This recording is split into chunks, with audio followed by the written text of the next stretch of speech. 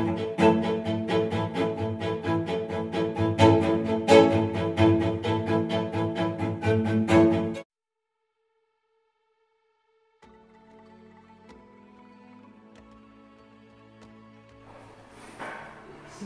siang Bapak Ibu guru sekalian. Selamat siang. Yang terhormat Mama Kepala Sekolah SMA Negeri Kuala Batu, yang saya hormati Bapak Ibu Dewan Guru sekalian. Pertama-tama patutlah kita panjatkan puji dan syukur kehadirat Tuhan Yang Maha Kuasa, karena atas berkat rahmat-Nya kita semua masih diperkenankan untuk hadir dan berkumpul di siang hari ini guna mengikuti sosialisasi yang akan dilaksanakan oleh Bapak Nasuston Osaifatul, calon guru penggerak angkatan 10 dari SMA Negeri Kuala Batu. Pada kesempatan ini kita akan mengikuti sosialisasi terkait diseminasi aksi nyata modul 1.4, yaitu tentang budaya positif. Sebagai orang yang beriman, tentunya sebelum kita mengawali kegiatan kita pada siang hari ini, saya meminta kesediaan dari Ibu Ria selaku guru agama bisa memimpin kita dalam doa. Kepada Ibu Ria saya persilakan.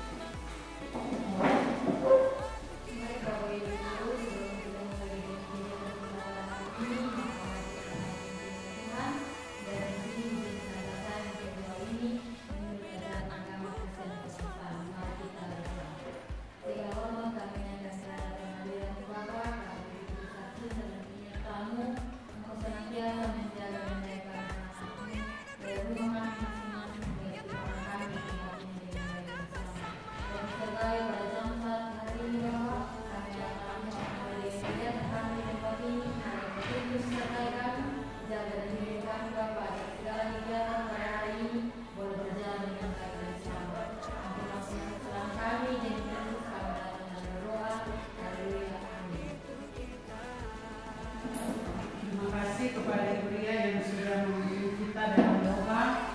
Sebelum kita masuk pada diseminasi aksi nyata modul 1.4 budaya positif, kesempatan selanjutnya saya berikan kepada Mama Pimpinan untuk bisa menyampaikan sepatah kata sebelum kegiatan diseminasi ini dilakukan. Kepada Mama Pimpinan saya persilakan.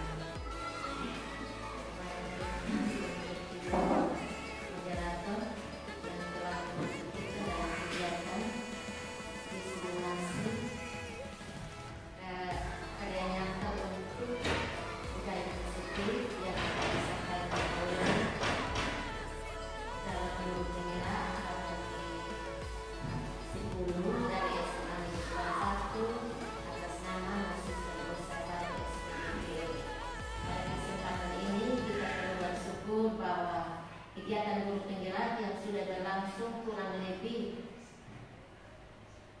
10 tahun, tidak luput kita SMA Negeri Kuala Batu setiap tahunnya pasti ada, dan kita bersyukur bahwa pada angkatan Islam juga ada teman kita juga yang sementara menyiapkan diri untuk mengikuti calon guru penggerak Islam.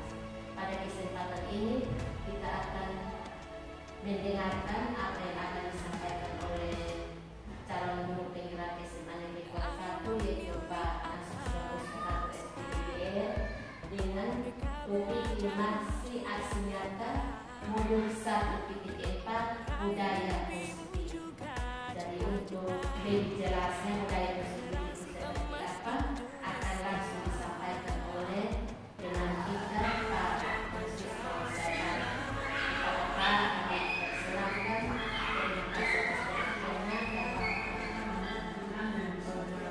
Menyampaikan kata-kata. Kesempatan selanjutnya saya berikan kepada Bapak Nasuston Osaifatul untuk menyampaikan diseminasi atau lini masa aksi nyata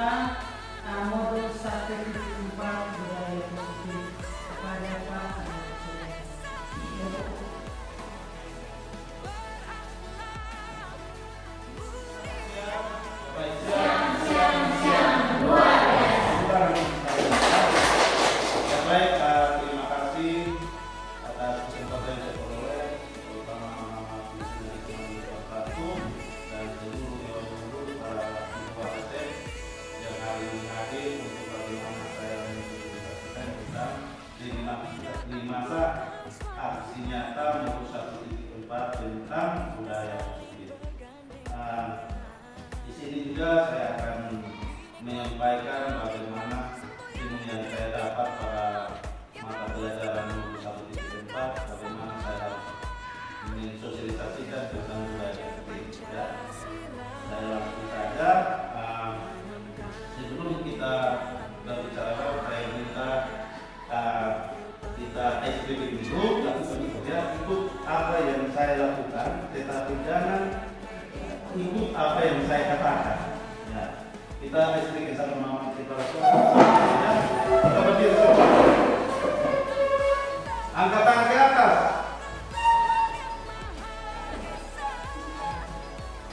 Angkat tangan ke depan. Ya, ada yang salah. Begitu ya, kita ulang lagi ya. Ini untuk melatih bagaimana kita konsentrasi ya. Angkat tangan ke atas. Cepat-cepat ya. Angkat tangan ke samping. Ya, tepuk tangan ya. Oke, terima kasih. Lumayan luar biasa. Kita langsung akan dan latar belakang dari budaya positif, yaitu pendidikan itu merupakan salah satu fondasi bagi kemajuan suatu bangsa. Pendidikan bukan hanya sekedar mengasah pemahaman dan juga keterampilan peserta didiknya, tetapi pendidikan hendaknya dapat membimbing, menuntut, menguatkan apa yang ada dalam diri anak, sehingga anak tersebut dapat secara sadar memperbaiki tingkah lakunya, cara hidupnya, dan pertumbuhannya. Ya, baik, tujuan kegiatan kita kali ini yaitu kegiatan Merdeka Belajar dapat terpenuhi dari kegiatan pembelajaran yang diutamakan pada realisasinya penumbuhan karakter dan disiplin positif serta terlahirnya insan pendidikan yang aktif, kreatif, menyenangkan serta berpusat pada peserta didik lewat penerapan budaya positif. Ya, tolak ukur. Yang pertama, terlaksananya diseminasi budaya positif di sekolah. Yang kedua, terciptanya Merdeka Belajar dengan penerapan keyakinan kelas, posisi kontrol guru, dan segitiga restitusi. Yang terakhir, terlaksananya keyakinan kelas, posisi kontrol guru, dan segitiga restitusi tanpa adanya unsur paksa. Lanjutkan lagi, ini masih tindakan yang dilakukan meminta dukungan dari kepala sekolah untuk membuat aksi nyata penerapan budaya positif di sekolah. Yang kedua, mensosialisasikan penerapan budaya positif kepada rekan sejawat dan siswa. Dan yang ketiga, menanamkan dan menumbuhkan rasa kesadaran baik dari siswa maupun guru guna menerapkan budaya positif di sekolah. Dukungan yang dibutuhkan yang pertama dukungan dari kepala sekolah, yang kedua rekan sejawat, yang ketiga dari siswa dan orang tua. Dari dukungan ini saya ingin menjelaskan sedikit. Kami calon guru penggerak ketika kita sekolah bukan dapat kita merubah sesuatu yang ada, itu tidak terjadi. Apa yang kami dapat dan ilmu yang kita coba terapkan di dalam lingkungan belajar kita, bukan dapat langsung segala sesuatu yang sudah ada kita langsung berubah satu sesuatu. Kita lakukan berdasarkan dukungan yang pertama kepala sekolah dan sejawat, kemudian dukungan dari siswa. Artinya apa yang dibutuhkan kepala sekolah, apa yang dibutuhkan rekan sejawat, apa yang dibutuhkan siswa dan orang tua. Dilanjutkan lagi. Di sini kita sudah masuk dalam inti materi budaya positif. Budaya positif itu merupakan perwujudan dan nilai-nilai atau keyakinan yang universal yang diterapkan di sekolah. Budaya positif dapat mendorong murid untuk mampu berpikir dan mencipta sebagai proses memerdekakan dirinya sehingga menjadi pribadi dan bertanggung jawab. Proses ini inti dari budaya positif terdiri dari satu, perubahan pada ritme belajar, yang kedua disiplin positif, dan yang ketiga kebutuhan dasar manusia, keempat motivasi perilaku manusia, kelima posisi kontrol guru, keenam keyakinan keras, dan yang ketujuh segitiga restitusi. Ini tahapan ini yang kalau benar harus diuji di sekolah. Apakah yang kami lakukan itu sudah berdampak di sekolah atau tidak? Kita lanjut lagi. Yang pertama itu pembelajaran dengan paradigma baru. Yang dimaksudkan dengan pembelajaran paradigma baru merupakan pembelajaran yang dirancang untuk menjawab kebutuhan belajar siswa atau yang lebih dikenal dengan pembelajaran berdiferensiasi. Strategi dalam pembelajaran berdiferensiasi meliputi konten, proses, dan program. Dari ketiga strategi ini, berdiferensiasi ini tentunya membawa siswa sesuai dengan kodrat alam dan juga kodrat sama, sehingga dapat terwujudnya profil belajar Pancasila. Ibarat bullpoint ini konten, ya, ini bullpoint konten, ya, merupakan konten. Kita gunakan untuk menulis, atau seorang guru menulis itu proses. Nah, kita kembali. Berdiferensiasi itu proses berpihak pada murid. Ketika siswa sudah melakukan satu tulisan menggunakan buku ini, menggunakan bahwa itu produk, bukan harus dia dari buku, tidak, itu produk. Atau dia mengeluarkan kata sesuatu kata itu produk yang harus kita pahami secara bersama. Itu adalah gambaran umum tentang pembelajaran berdiferensiasi. Kita lanjut lagi, disiplin positif. Disiplin positif yakni kebiasaan hal baik mencakup sikap, perilaku yang mampu maupun tutur kata oleh seluruh warga sekolah terutama bagi murid agar dapat berkembang menjadi pribadi yang kritis, mandiri, dan bertanggung jawab. Tujuan dari disiplin positif adalah untuk menanamkan motivasi kepada semua siswa kita agar mereka menjadi orang yang merdeka, yang mereka inginkan dan menghargai diri sendiri dengan nilai-nilai yang mereka percayai.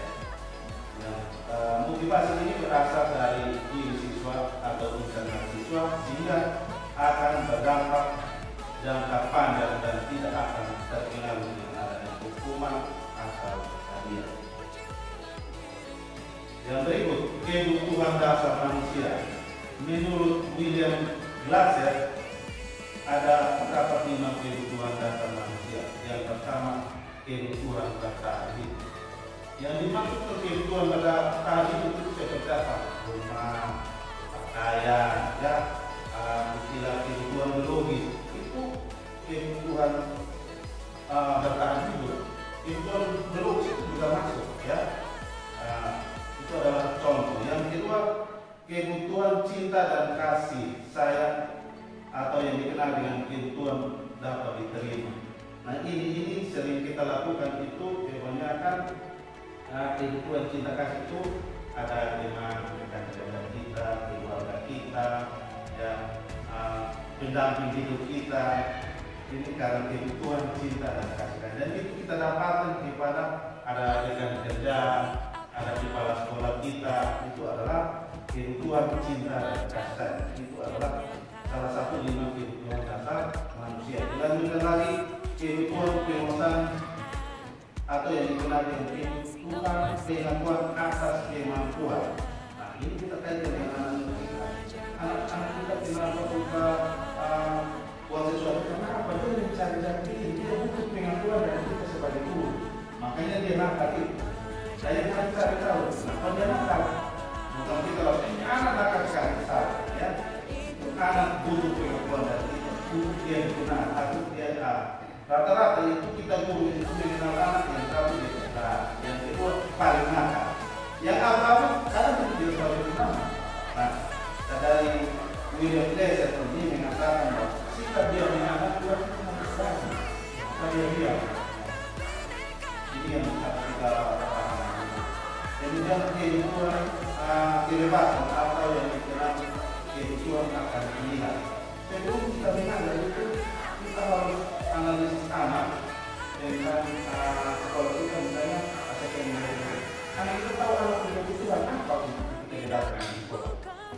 kebutuhan apa, olahraga kah, atau apa, atau mata pelajaran MIPA kah, kita harus analisis dulu.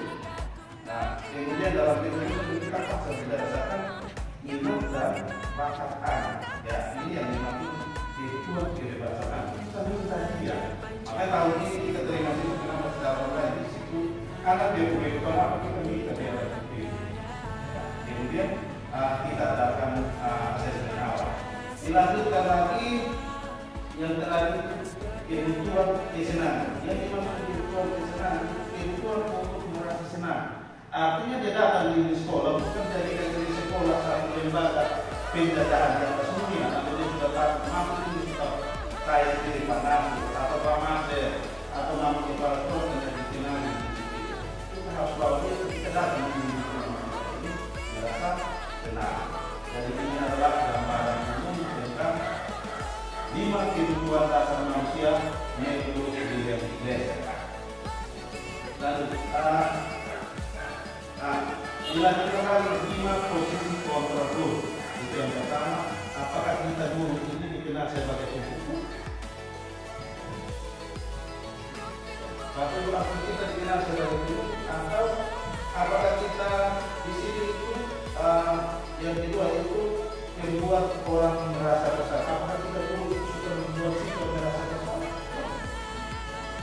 Yang berikut, apakah kita sudah memantau kita harus sebagai manajer di sekolah? Yang berikut, di sini kita lanjutkan itu keyakinan kelas. Keyakinan kelas itu merupakan nilai-nilai kebaikan atau prinsip yang disepakati secara universal. Siswa akan jadi semangat atau tergerak untuk melakukan keyakinannya daripada hanya mengikuti aturan.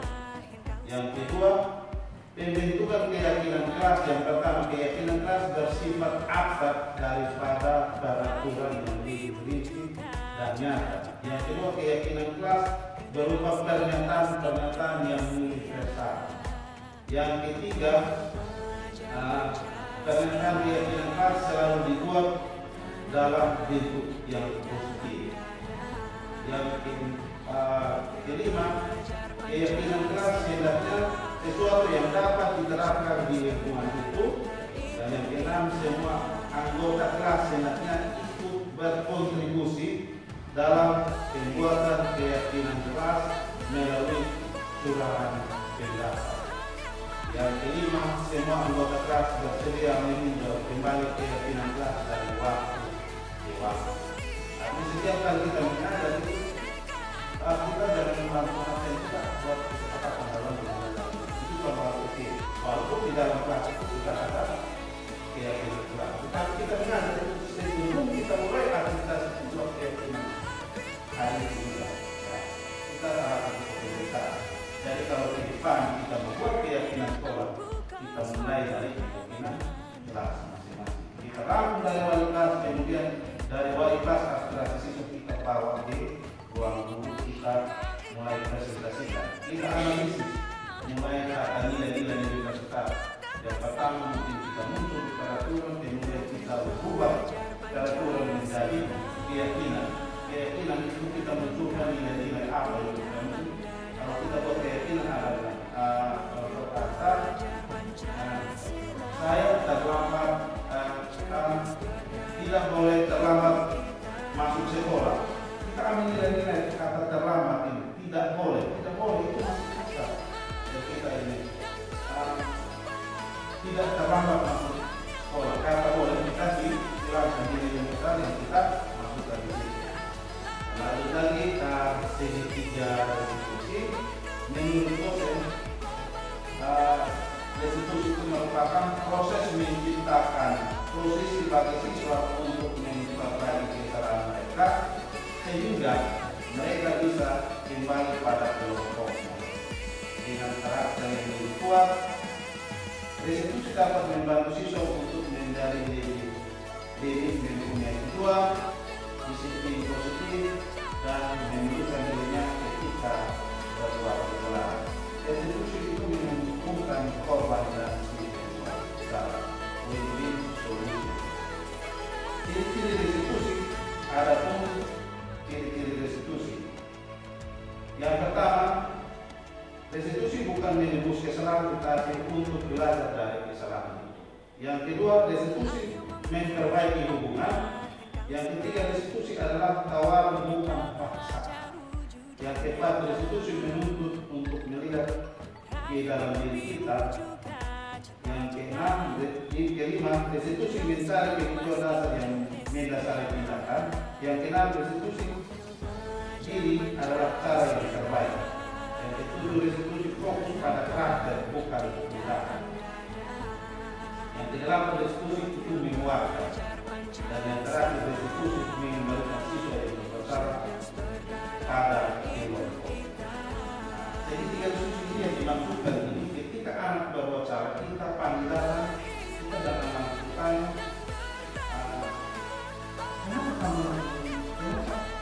kenapa kamu berbuat seperti itu salah? Ya, kita panggil dia orang baik. Kamu tahu tidak apa yang salah? Jadi kita arahkan anak untuk dia sebelum menjawab beberapa pertanyaan kita yang kita siapkan itu dia sudah mengerti kesalahan itu. Kita bawa dia, ya, menurut dengan kata-kata yang lebih sopan. Kau sini kau, salah, ya. Sini, ya. Ya, kita datang. Apa yang contoh? Angel, apakah kamu tahu apa yang pagi ini ada tujuan apa? Kamu tahu apa yang kamu tahu maksud Pak memanggil kamu itu apa? Jadi yang menceritakan dia punya kesalahan itu bukan kita yang langsung sebagai pembuku bilang oh begini kita sebagai pembuku, ya. Jadi kita harus bawa dia dengan pertanyaan dia sendiri yang punya kesalahan sehingga menceritakan artinya kawan-kawan yang bukan paksaan, ya, sehingga kita dapat dari ini kita dapat contoh dalam diri kita itu ada tiga. Yang pertama melestarikan kita bawa dia untuk dia tahu itu salah. Yang kedua validasi tindakan yang salah, artinya kita sama-sama dengan dia kita punya kasus dengan si guru atau di kasus dengan guru kita dan sama-sama dengan dia validasi dari tindakan yang salah. Dan yang terakhir menanyakan keyakinan. Karena kita tahu bahwa itu kita pakai di kasus ini kenapa kamu berbuat dan kita bisa pakai secara bersama. Makanya di dalam keyakinan kelas yang tadi kita bahas itu anak-anak harus satu persatu meminta curahkan dia maunya seperti apa, lalu kita sepakati menjadi satu keyakinan. Dan demikian hasil penyampaian materi saya terkait dengan 7 diseminasi budaya positif. Mungkin ada khusus saran yang saya kembali dari moderator. Terima kasih. Mari kita beri aplaus kepada yang mempresentasikan. Kesempatan selanjutnya saya berikan kepada Bapak Ibu sekalian. Mungkin ada yang kurang pas atau ada yang mau kita diskusikan bersama, karena menurut saya ini cukup menarik terkait penerapan budaya positif di lingkungan sekolah ini. Jika ada Bapak Ibu yang mau bertanya, saya berikan kesempatan.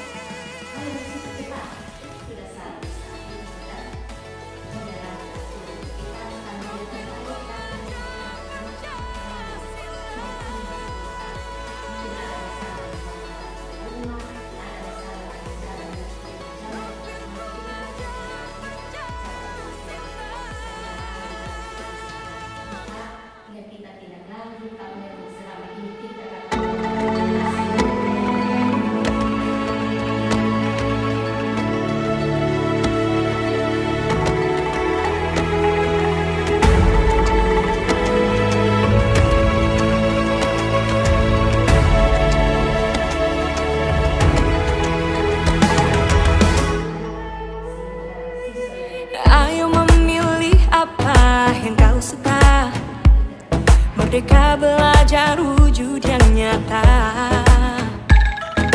raih mimpimu juga cita-cita, generasi emas Indonesia.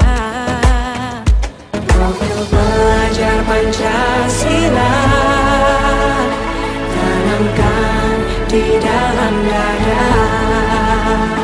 Profil pelajar Pancasila, cerdas berkarakter itu kita.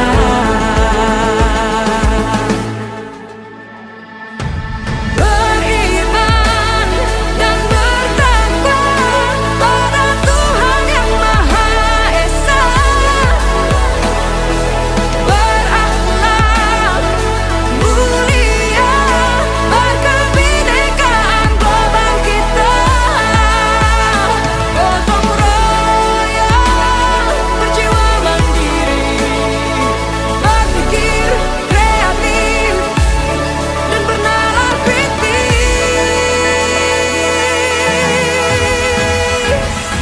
Perbedaan bukan suatu halangan untuk kita saling bergandeng tangan. Bhinneka Tunggal Ika, semboyan negeri kita yang harus kita jaga bersama. Profil pelajar Pancasila tanamkan di dalam dada. Profil pelajar Pancasila, cerdas berkarakter itu kita.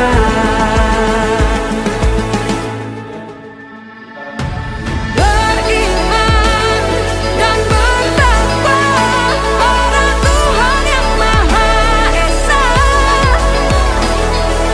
berakhlak mulia, berkebinekaan global kita.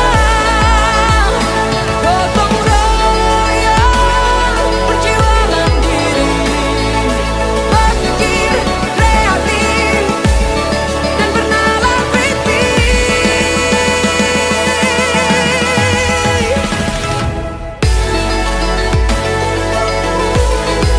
Profil pelajar Pancasila,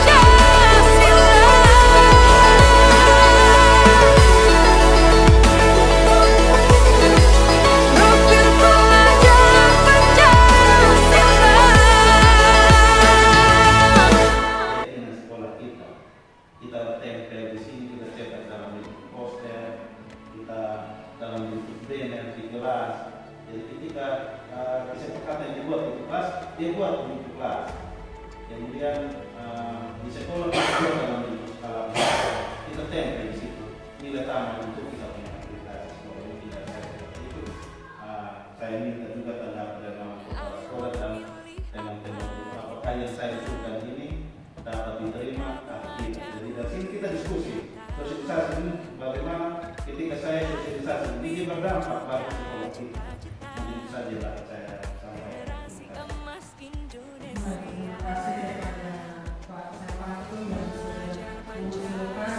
Nanti kita lihat kiranya pada tahun ajaran baru ketika pada rapat perdana itu disebutkan dalam agenda, sehingga bisa berubah dari yang namanya keyakinan kelas menjadi keyakinan sekolah.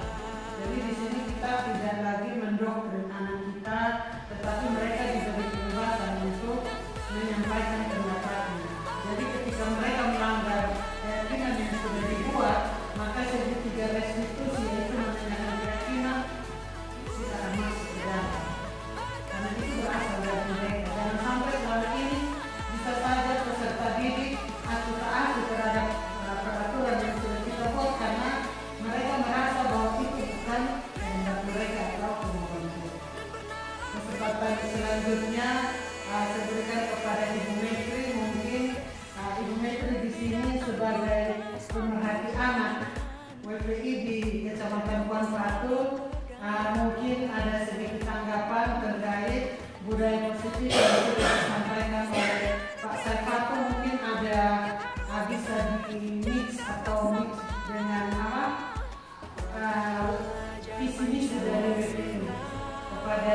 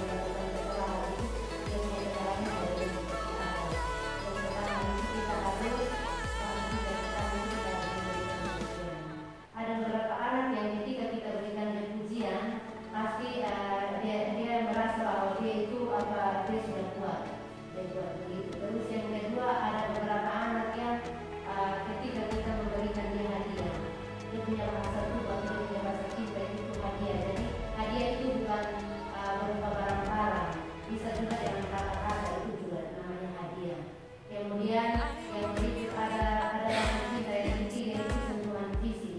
Jadi kita di sekolah itu sekarang kita terapkan ya sentuhan fisik itu kita tidak seperti itu. Yang benarnya adalah ketika anak melakukan kesalahan sentuhan fisik adalah ya kan. Kalau kita akan mungkin terlalu dari adalah orang yang dulu dia berada di sana itu langsung lalu jadi dia tidak anak-anak sekali dia tidak berbicara. Jadi ini itu harus kemudian ada yang keempat itu namanya pelayanan. Ada anak yang dia biasanya diam itu dia minta untuk dilayani. Jadi kalau dia sudah tenang-tenang mungkin kalau dia tidak ada lagu atau apa pasti dia akan harus itu.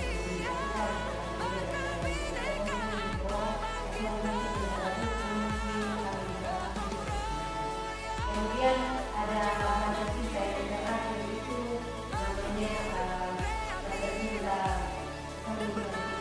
quality time namanya. Jadi ada anak-anak yang tidak mau kita berada biasa. Kita harusnya di luar.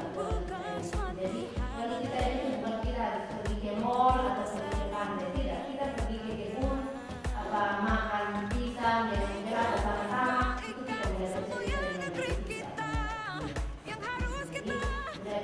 Diterapkan kalau ini kita bilang udah menjadi sedangkan di penanganan kita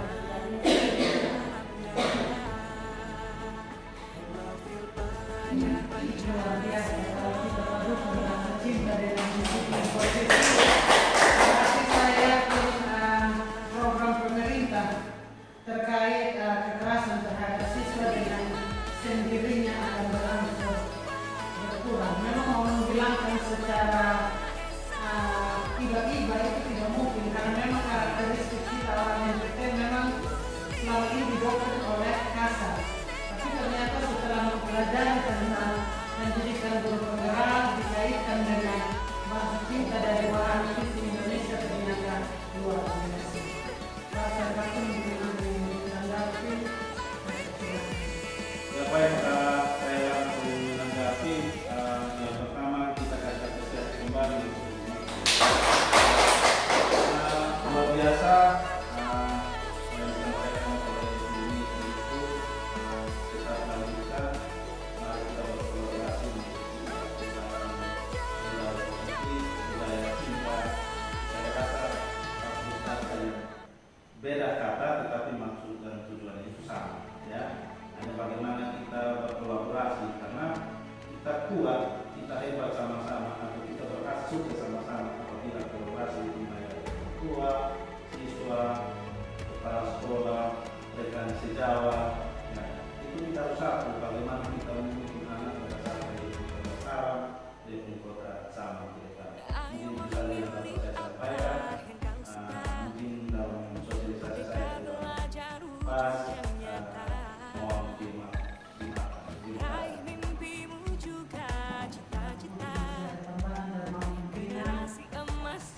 Baik, terima kasih untuk Pak Sepatu yang sudah memberikan pencerahan kepada kita semua. Kiranya apa yang kita dapat pada hari ini tidak hanya berlalu begitu saja, tetapi berimbas pada peserta didik kita demi kemajuan pendidikan di SMA Negeri 4.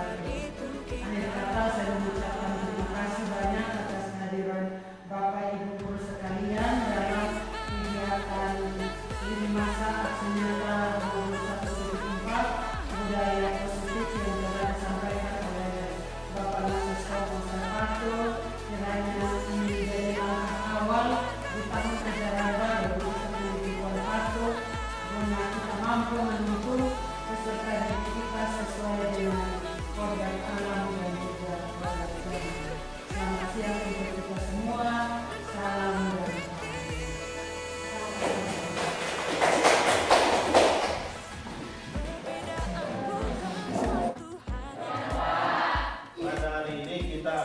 yang namanya kesepakatan kelas ya.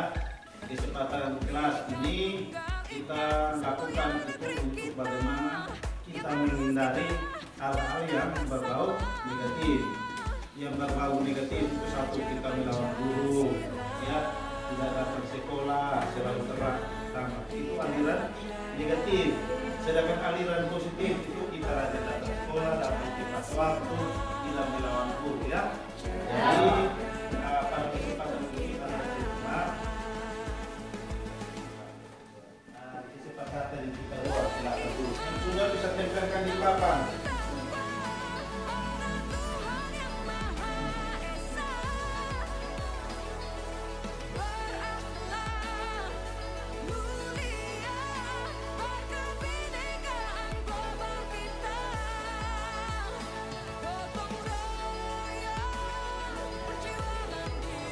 Selamat siang Pak. Siang.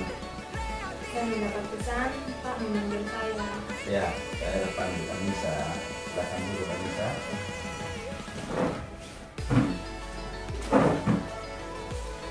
Baik Anissa, bagaimana kabar Anissa?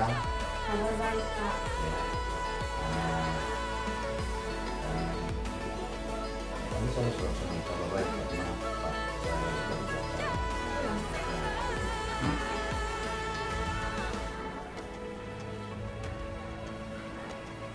Selamat siang Pak. Selamat siang Anissa, silakan duduk. Saya mendapat pesan Pak memanggil saya. Oke. Ya. Bagaimana kabar Anissa? Kabar baik Pak. Maaf Pak, saya berbuat salah yakni sering datang terlambat. Berbuat salah itu biasa Anissa. Jika tidak keberatan, bisa apa bertanya mengapa akhir-akhir ini sering terlambat? Kami itu tahu peraturan sekolah kita bahwa proses didik dan guru tidak boleh datang terlambat. Selain datang terlambat, kami juga mengumpulkan tugas yang Pak berikan sesuai dengan kurikulum kelas kita. Bisa kamu menjelaskan alasan kita datang sekolah dan juga alasan keterlambatan tersebut. Maaf Pak, akhir-akhir ini saya datang terlambat karena saya bangun terlambat dan banyak pekerjaan yang harus saya kerjakan sebelum datang ke sekolah.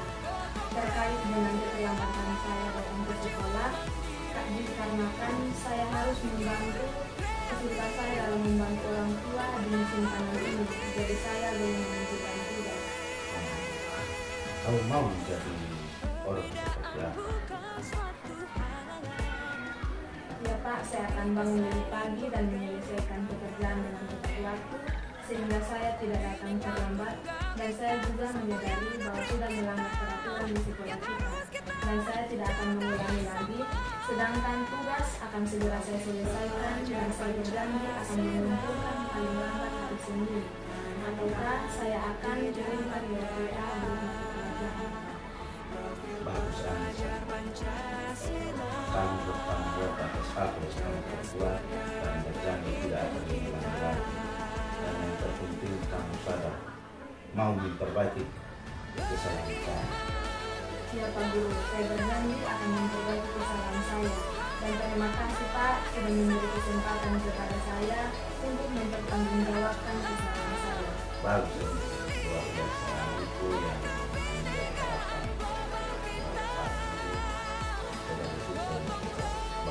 membuat harapan. Terima kasih juga Pak. Permisi Pak Guru.